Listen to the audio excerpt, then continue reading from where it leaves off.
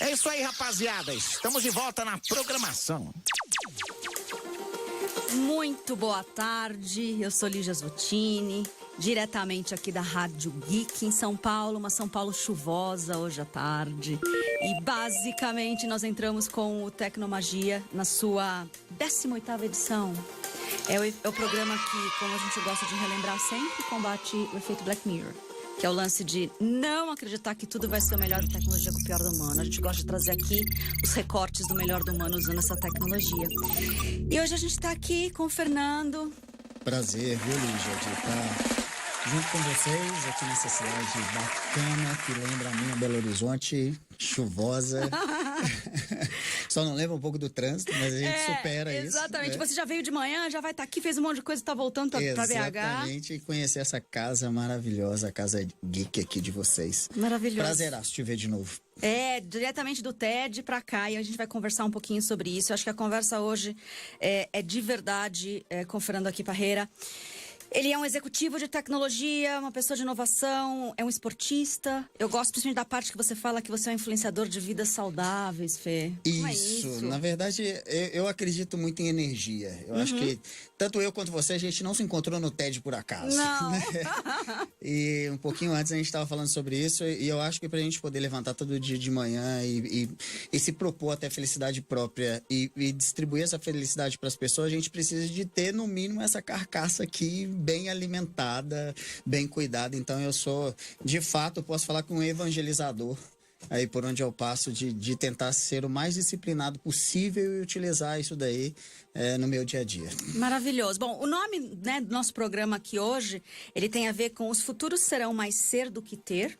Porque tem a ver com o tema que você levou lá. Exato. E a gente sempre gosta de deixar aqui, por exemplo, os canais do programa, né? O programa, a gente tem tanto a parte do WhatsApp, quem quiser perguntar ao vivo, quem quiser perguntar depois.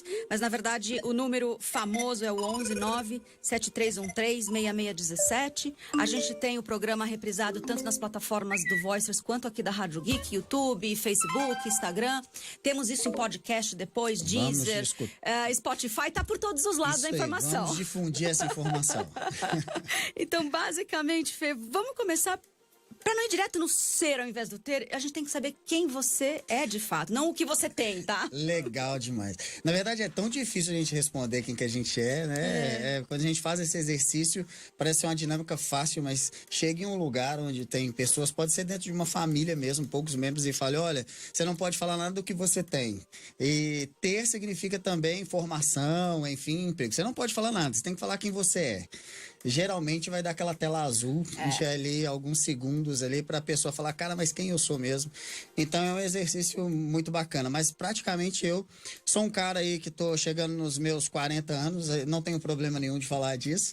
Não mas basicamente a idade citada aqui é por causa dos estudos quanto aos setênios. Eu acho que eu tento cruzar isso daí um pouco. Eu tô no meio do meu setênio entre 35 e 42, eu acho que bate muito isso. Mas eu venho de tecnologia desde os 12, 13 anos de idade e percorrendo também administração, gestão, um mestrado em inovação e empreendedorismo, algumas coisas de estudos meio loucos sobre antropologia, essa coisa toda. Mas hoje eu estou como executivo de uma empresa de tecnologia chamada Robson, em Belo Horizonte, e que a gente trabalha gamificação e gestão de pessoas. Então, quando eu comecei a unir isso daí de certa forma, eu observei que eu ia também lidar com desenvolvedores e que esses caras entre 17 a 25 ou 30 anos, eles não têm... A questão não é nem ter respeito, que é a palavra que eu vou usar, mas assim, não existe hierarquia. Ou eles, de certa forma, eles te admiram, ou eles não te admiram. É uma certa admiração. E para isso, para entrar neste mundo, eu procurei a entender quem somos e, de certa forma, quem eles são para que a gente traduza. E quando a gente fala de economia compartilhada, eu vejo você lá falando de soft economy e tal, a gente vê que essa galera também não se importa muito com o ter. Então, tipo assim, a gente tá mais ou menos nesse meio. Então, essa loucura minha é o que trouxe, talvez, aí a palestra do TED, o que eu tenho pensado nos últimos 3 anos aí a respeito.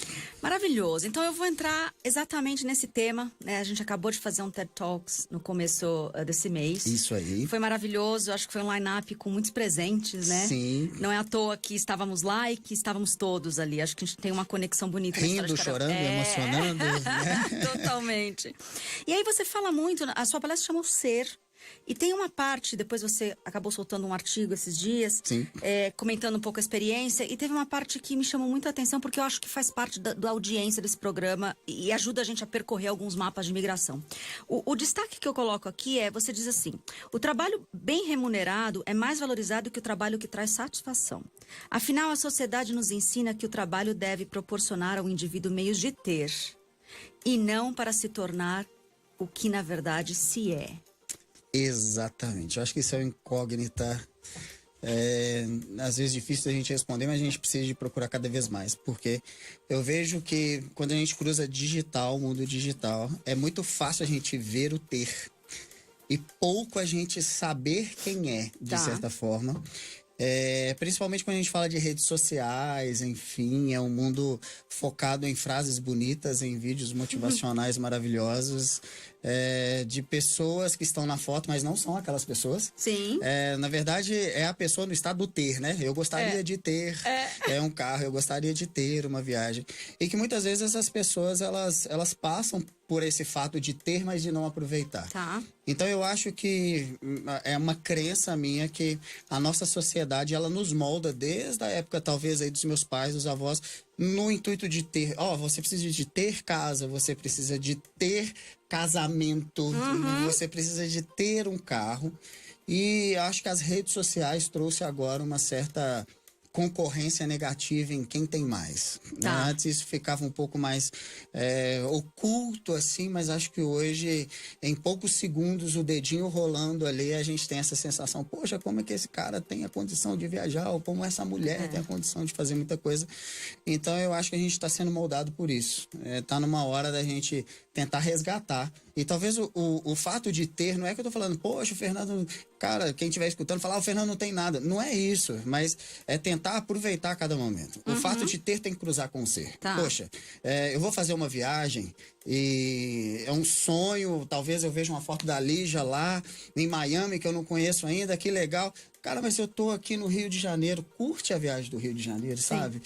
Tenha a viagem do Rio e seja a viagem do Rio de Janeiro. Uma hora você vai chegar em Miami, mas não tem aquela, poxa, como é que eu faço para que eu tenha aquela viagem? Não, esquece um pouco disso. Então é esse paralelo aí que eu procuro trabalhar. E Fê, você me trouxe aqui a história de... eu sempre falo nas falas, né, nas palestras que a gente acaba dando ao redor do Brasil, que cada um tem o feed que merece, sabe? Das mídias sociais. Teve uma vez que eu fui até mal interpretada, mas de uma forma geral, assim, se a pessoa não é vulnerável, se ela não tá super numa consciência de vulnerabilidade, todos os outros são responsáveis pelo seu feed, Exatamente. tá? E aí, desse lugar, se você entra lá e aquilo te faz mal, você entra numa mídia social, seja ela qual for, e você começa a ter raiva, ódio, inveja, que é essas coisas do ter, alguma coisa no seu ser tá fora de lugar. Primeiro fecha, vai lá entender qual é a origem daqueles sentimentos, porque não é o post do coleguinha. Exatamente. E aí você volta e tenta fazer uma limpeza naquele seu feed. As pessoas que estão te instigando, você não precisa. Pensa que o feed é a sala da sua casa. Exatamente. Você não pode deixar aquilo sujo e ruidoso. Tem que inverter a lógica do algoritmo e você, de fato, começar a ter pessoas que te inspirem a fazer coisas diferentes, a ser pessoas diferentes, a sua melhor versão. E é uma luta diária, né, Lígia? Diária. Porque quando a gente fala de algoritmos, duas pessoas de tecnologia falando disso, soa como sons positivos em nossos ouvidos, mas, cara, o Instagram, ou o Facebook, ou qualquer outra rede social, ela, de certa forma, tá te instigando a comprar. O fato não é, poxa, as redes sociais é um conjunto de fotos bonitas. Não é, eles são um e-commerce. Então, os algoritmos vão trabalhar para poder te vender o ter mesmo, né? Então é uma briga, eu acho que concordo 1000% com você nessa reciclagem aí que nós temos que fazer. Precisamos. Bom, o outro tema aqui que você acaba trazendo bastante é um paralelo interessantíssimo sobre as evoluções e as transformações tecnológicas, o excesso de informação, os novos meios digitais, as redes sociais podem influenciar de forma cada vez mais negativa a nossa sociedade. Para que isso não aconteça, será necessário irmos um pouco na contramão com a evolução do mundo, sermos mais humanos e menos robôs. Me conta um pouco como é que você faz para se autoconhecer. Porque a hora que você fala mais humano, significa que a gente está saindo de uma sociedade que era tudo empacotada, encaixotada, na verdade. Linha de montagem, era um padrão de família, um padrão de casamento, um padrão de trabalho, um padrão de estudo. Uma série de padrões. Para uma sociedade mais, sabe, inédita, mais autoral. Como é que você desenvolve o seu lado humano? E conta um pouco como é que foi a jornada, porque todos nós estamos deixando a robotização de lado. Como é que foi a sua jornada? Em que momento foi? É engraçado falar disso, porque eu sempre fui uma pessoa mais tímida, mais reservada, mais na minha. E talvez com todos os indícios para seguir um padrão de sociedade, né? Um padrão do qual estude, trabalhe, case, enfim, e tenha filhos ou qualquer outra coisa parecida. Por exemplo, eu não tenho filhos, então eu já fujo um pouco aí desse padrão. Mas, brincadeiras à parte, eu acho que o exercício que eu faço é diário de tirar o meu eu mesmo. Eu tento fazer esse exercício e tento transpor isso. É como se eu falasse assim, cara, tira o Fernando pro lado de fora e se auto-enxergue quem você é, de certa forma, né? Então eu tenho buscado esse exercício aí diário para que eu, de certa forma, seja o menos robô possível. O que eu tô chamando de robô, na verdade, uma é não no sentido físico de robô, mas seguir esses padrões da sociedade em si, e de não ficar muito refém de tecnologia em si, sabe? Mas colocar as coisas de uma maneira muito prática. Então, quando cruza, por exemplo, o lado esportista, o lado emocional, eu tenho tentado cada vez mais buscar isso, né? Eu até brinco com a minha esposa que eu falo, cara, eu não chorava e passei a chorar. Que coisa estranha que é essa, né? Então, assim, será que robô chora, de certa forma? Então, eu acho que eu tô procurando mais uma humanização. Eu acho que é isso. É em pequenos atos. É de ver uma pessoa e dar nela um abraço, ao invés de simplesmente mandar uma mensagem. Boa. Mas eu também sou muito crítico com isso. Esse lado matemático meu ainda existe. Eu sou 0 ou 1. Se a pessoa não está disposta, eu prefiro deixar essa pessoa de lado. Então, não importa se é minha família, é um outro assunto, família. E, poxa, família, todo mundo tem que se amar. Não, família a gente cai, a gente não escolhe. Então, muitas vezes a gente tem amigos que falta você dar um abraço nele diferente do que simplesmente se mandar o melhor vídeo, Não que isso não faça sentido, faz, cara, mas viva aquilo, né? Viva. Esteja mais inteiro nas situações. Eu brinco que, na verdade, a única coisa que divide a gente mesmo, se você for fazer um drill down, né? Chegar na raiz do que divide os humanos, eu ouso dizer que não é etnia, não é dinheiro, não é sua orientação, seja qual for, religiosa, amorosa, afetiva. Não é. É a frequência que se opera. E por frequência eu gosto de entender valores, visões de mundo, o que você emana, porque a gente emana o tempo todo, né? Coisas. E isso separa a gente. E aí você começa a operar por aqueles bem semelhantes, né? A essência é semelhante, o exterior é de todas as diversidades possíveis, mas os mundos quase não se cruzam do ponto de vista essência. E aí, como você disse, pode ser família, pode... E a gente tem que... E a hora que você entende isso, tem que respeitar os inteiros, né? E viver os inteiros. Exato. Agora traz isso pro digital, onde você tem uma série de hashtags extremamente inteligentes. O que elas fazem? Elas unem as pessoas, mas ela vai unir talvez por aparência, porque o digital não tem sentimento. Não tem, ela não consegue capturar tudo. Ele não captura. Então, muitas vezes... É uma cópia barata. Eu chego numa academia, eu chego num restaurante, eu falo, poxa, aquela pessoa ali, eu sigo ela no Instagram, ela me segue, ela já me mandou mensagem e tal. Tudo bem que tem o lado da vergonha, talvez de ambas as partes, é isso que eu tô tentando quebrar ao longo do tempo, que eu usei aqui, eu não chorava, agora eu choro. Mas eu prefiro, talvez, chegar para uma pessoa e falar, poxa, que legal, você me segue, eu te sigo, deixa eu te dar um abraço e tal, né? Então eu acho que é isso, essa união que você falou, que é a energia... O nosso digital ainda não conseguiu. E eu acho que não vai conseguir nunca. Vai demorar muito para isso acontecer, entendeu? Exatamente. Vamos falar só de algoritmo rápido, né? As máquinas são inteligentes. Eu não acredito em inteligência artificial, é um outro assunto aqui. Eu acredito no aumento de inteligência. Um cachorro pensa mais do que uma máquina. Exato. Quem te diga é sentimento, né? Então a gente tá um pouquinho longe disso daí ainda. Então, maravilhoso. Acho que esse abraço aí falta. Ô Fê, mas assim, teve alguma data ou você já nasceu meio acordado? Assim, eu gosto como pesquisadora de saber quando é que aconteceu, porque eu acho que tem uma tendência aos últimos...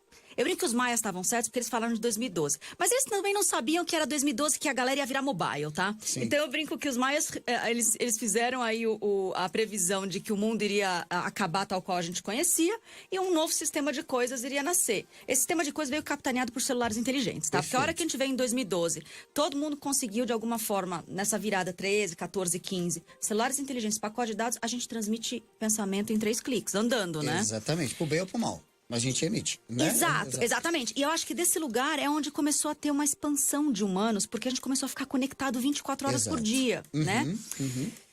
E é comum as pessoas falarem, poxa, ali já comecei num desconforto em 2013, o desconforto ficou grande em 2015, eu fui buscar ferramentas de autoconhecimento, de melhorar a minha vida, e aí ficou insuportável a partir de 2015, eu fiz grandes mudanças, seja mudança de relação, mudança de trabalho, é uma data que se repete. A sua aconteceu de alguma forma nesse meio do caminho aí? Eu vou te falar que eu tô surpreso, porque assim, nunca parei para pensar exatamente nisso, nessa analogia que você fez, mas se eu for falar em time, é mais ou menos isso. Acho eu te que tá falo que é com dos todo últimos mundo, né? 6 anos, talvez aí 7 anos.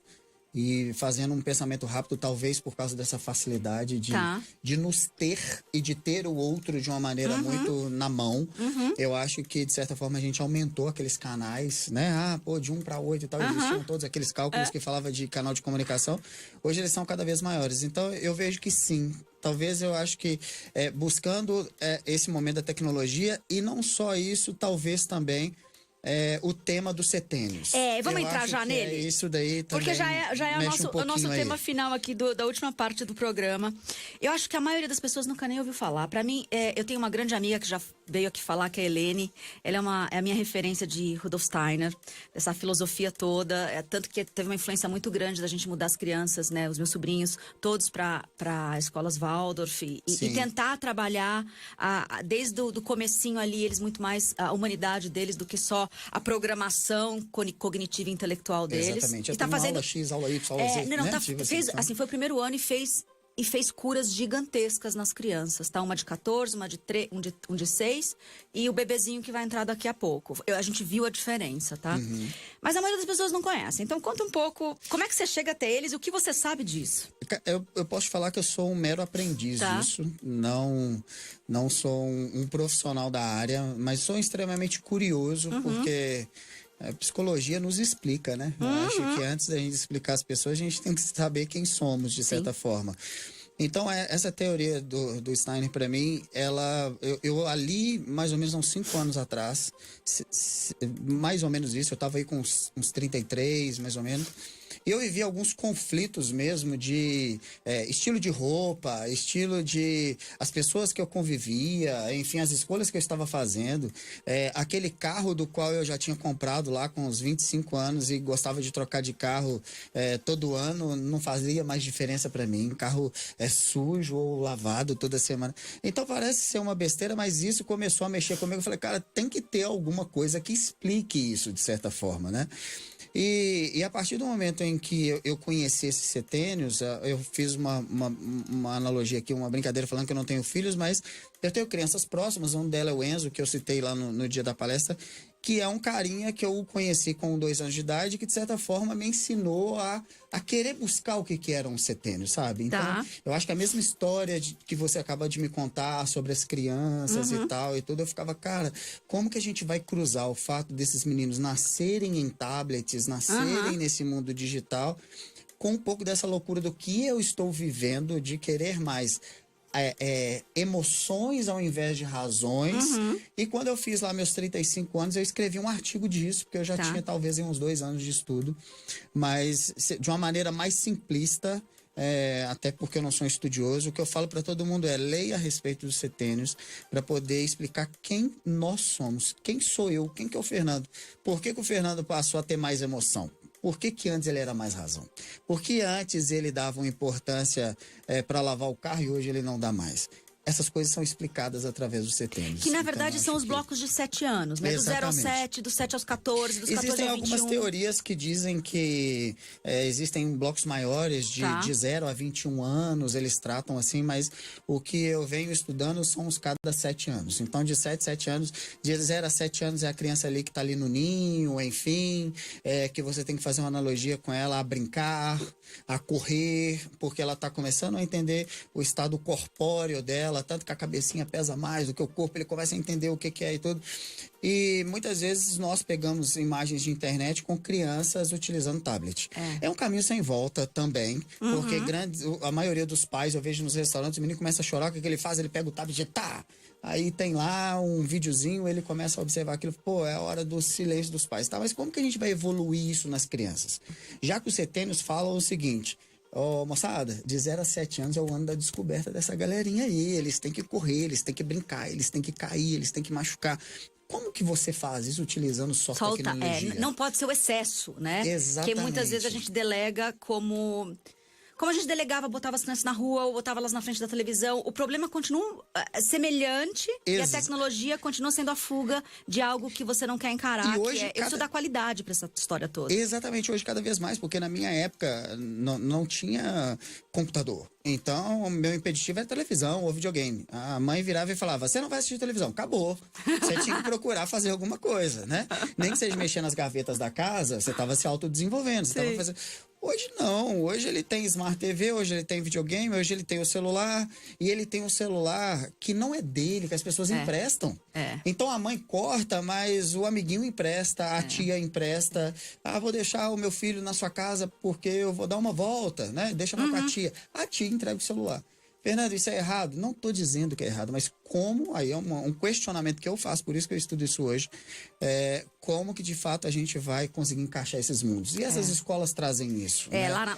Meu sobrinho tá com 6,5, então ele passou oficialmente, está terminando agora o jardim, está indo pro primeiro ano. Ele estava começando numa escola tradicional a ser alfabetizado, né? Com 5 anos e meio. Eu achei até uma violência, porque a gente quer muito que eles leiam antes dos 7. E numa escola Waldorf, uma pedagogia Waldorf, a criança ela não lê antes dos 7. Exatamente. Ela precisa ter os dentinhos ali caindo e nascendo. Ela se desconectou da mãe, porque até os 7 ela tá saindo ainda, ela tá entendendo que ela é um ser para além da mãe. Exatamente. Ela ainda está nascendo. Brinca o tempo inteirinho. Eles brincam o tempo inteirinho. Aí você fala, será? Gente, é isso aí. Tem que ter um exercício muito grande de confiança na pedagogia, mas a gente vê o quanto que eles crescem enquanto humanos numa régua muito rápida. Sim, é muito bonito você às vezes ver uma criança de 5 anos lendo, né? Mas... E o outro lado? Como é que a gente trata isso, né? E óbvio, a tecnologia é maravilhosa no seguinte sentido, de você pegar uma criança com 10, 12 anos falando inglês, porque para que ele passe de fases no jogo, ele assiste no canal, os canais que ensinam em inglês. É legal, tem o seu benefício, mas assim, então quanto a gente está acelerando outras coisas que nós não somos robôs, nós precisamos ainda do corpo, a gente ainda precisa dos dentinhos, a gente ainda precisa desse estado físico nosso aqui, né? E espero que continue por muito tempo. E a gente tem que aprender o equilíbrio. Todas as vezes que, por exemplo, a gente aplica lá óculos de realidade imersiva em crianças, é muito comum a gente fazer um exercício depois de devolvê-las para o corpo, porque elas ficam hiperestimuladas, diferente do adulto, que já está hiperestimulado, mas ele tem consciência de que ele entrou numa realidade não real. Ou digital e saiu, a criança não tem isso. Ela já vive em teta, ela já vive num estado de hipnose praticamente. A hora que você bota ela numa realidade imersiva, como é que eu faço ela voltar? E eu tenho um exemplo claro, assim, posso disponibilizar o vídeo para você depois você postar. O Enzo é meu laboratório. Né? Logo quando saiu os óculos de realidades virtuais, a gente começou na empresa a estudar a respeito disso. Eu coloquei ele para poder jogar jogos. E existe uns 2 vídeos aqui que na época eu fiz justamente disso. Eu fiz testes com ele de deixá-lo no escuro numa sala e jogando em aproximadamente 1h30. Uma criança fica jogando 1h30. Quantos aninhos ele tinha? Ele tinha 9, mais ou menos. Quando você tira o óculos dele, o sorriso dele para mim demora em torno de uns 20 segundos. Porque ele não sabe onde ele tá. Literalmente, você tira o óculos dele assim, e eu tô filmando ele de baixo para cima, ele olha para um lugar, ele olha pro outro, e de repente ele dá uma risada. Aí quando você para pra ver o vídeo de volta, você fala, ele tava imerso em outro mundo. Eu quero muito ver esse vídeo. Eu vou te mostrar e te mando ele pra você poder ver que quem não entende fala, olha que bonitinho, né? Ele tá de óculos. Não, cara, mas tem um lado aí que a gente precisa ajudar, ter cuidado e a gente precisa trazê-los de volta. Sim. Eles não conseguem voltar sozinhos como a gente volta. Então, assim, é muito comum eu pegar as crianças e fazer uma massagem, ou a gente vai correr, ou a gente vai tomar um banho. Vai treinar um jiu-jitsu, vai treinar um judô, vai fazer um balé, vai entendeu? tomar um banho, entendeu? E aí volta pro corpo, e aí vai comer alguma coisa, porque a principal ponte que não existe no mundo digital é a comida. Então, traz algo gostoso, devolve a criança. E ela não precisa ser só óculos de realidade imersiva, tá? Pode ser, ele tá muito tempo no videogame, ele tá muito tempo no celular. Faça coisas que devolvam ele pro corpo dele, entendeu? A gente precisa, como adulto, ter esse equilíbrio ao redor. Do contrário, é uma televisão altamente potente, descompensando uma série de coisas. Né? Exatamente. E a gente, de novo, a gente defende as tecnologias, mas precisa ter esse equilíbrio. E que é um caminho sem volta. Mesmo que nós não fôssemos aqui profissionais de tecnologia, não tem como lutar contra mais. Não tem. Está aí, a gente só tem que defender o outro lado humano ainda. Que é por isso que a gente tem que saber todas essas ferramentas. Eu estava brincando ontem na palestra que a quantidade de aplicativos que nasceu nos últimos 6 anos por conta da gente se tornar móvel, inteligente, celulares inteligentes, é a mesma quantidade de ferramentas que explodiu de autoconhecimento. De coach, a constelação familiar, terapia, sei lá o quê. Eu nunca vi tanta opção. É a mesma quantidade. Tem um motivo pelo qual as coisas estão acontecendo, entendeu? Exatamente. Nem que seja pro mercado, né? Não tem problema, mas tá tendo demanda, né? As pessoas querem, elas não estão dando conta. Exatamente. Né? Elas querem entender como é que é viver melhor. Exatamente. Eu acho que essa busca nossa, seja ler um livro, muitas vezes eu até brinco com a minha galera do esporte, que vídeos de motivação são muito importantes, mas a ação é mais. Né? Então, assim, a gente tá com uma série de coisas, seja de coach, seja de constelação, uma série de coisas são positivas, gente? São, mas assim, não adianta querer emagrecer se não fechar a boca ou fazer exercício. De preferência as duas coisas, né? Não sai sozinho. Não nasce sozinho. Poxa, eu quero... não existe atalhos. Não existe. A verdade não tem, né? Se a vida vai para onde você coloca a sua atenção, porque onde você coloca a sua atenção, você coloca a sua energia. Né? Exatamente. No final é isso, né? O grande troca energética da humanidade. Exatamente. Fê, foi uma honra falar contigo aqui. Eu acho que eu queria fechar muito com a citação que você teve do Gandhi. Ele disse em algum momento da existência dele algo assim: a sabedoria em se preparar para ser deve ser maior do que ter. Ter será consequência do ser. Exatamente. Eu acho que isso para a pessoa é muito fácil a gente pensar isso no sentido profissional, né? É mais fácil traduzir o que eu vou ter para que eu seja. Muitas vezes não é importante você ter para ser feliz, né? Sucesso não depende de estado de felicidade, então estado de felicidade depende do sucesso. Então, eu acho que são trocadilhos aí que eu acho que são importantes a gente entender a nossa essência, sabe? A gente, de certa forma, ser mesmo. Vamos buscar quem somos. Não é exercício fácil, é um exercício diário. Quando a gente tira o Fernando, eu particularmente tiro o Fernando Plot fora, eu brigo com esse Fernando também, né? O Fernando tem algumas manias, mas é importante. Eu acho que cada vez mais a gente procurar o abraço. Eu acho que se traduz no abraço. Assim, mande uma mensagem, mande o áudio, mas eu falo principalmente para quem segue muita gente em rede social. Cara, se um dia você curte as fotos dessa pessoa, enfim, eu não tô colocando aqui ciúme, relacionamento, vergonha, tira isso de lado, cara. Porra, mas se você entra, curte a foto de alguém, manda mensagem, na hora que você vê essa pessoa, vai lá, dá um abraço nela, troca energia. Exato. Né? E aí você realmente conheceu essa pessoa. Exatamente. Antes disso é só mais um nome no digital e é muito difícil a gente diferenciar. E que cada vez mais vão ser milhões, né? Isso é muito fácil. É isso aí. Bom, eu sou Lígia Zottini, diretamente aqui da Rádio Geek, programa Tecnomagia. A gente teve hoje aqui o Fernando Parreira. Falamos um pouco sobre o futuro ser muito mais sobre ser do que sobre ter. Fê, a gente vai estar com esse programa de novo só para as pessoas poderem encontrar nas mídias sociais, tanto do Voicers quanto da Rádio Geek. E principalmente, depois de uma semana, a gente transforma tudo isso em podcast. Que agora é o que a galera quer acompanhar e consumir. E a gente está tendo bastante aceitação. E feedbacks, tipo, em todas as plataformas. Deezer, Spotify, estamos em SoundCloud e por aí vai. Olha a tecnologia, você pode escutar tomando banho, comendo, fazendo qualquer coisa e aprendendo também, trocando informação. Maravilhoso. Bom, a nossa nossa conversa aqui com o Fê foi de um lugar muito apaixonado, que é o que a rádio realmente gosta. Um apaixonado pelo ser humano, pelo ser do ser humano. Então, muito obrigada, Fê, mais uma vez. E a gente se vê a semana que vem. Muito obrigado, gente. Tchau, tchau.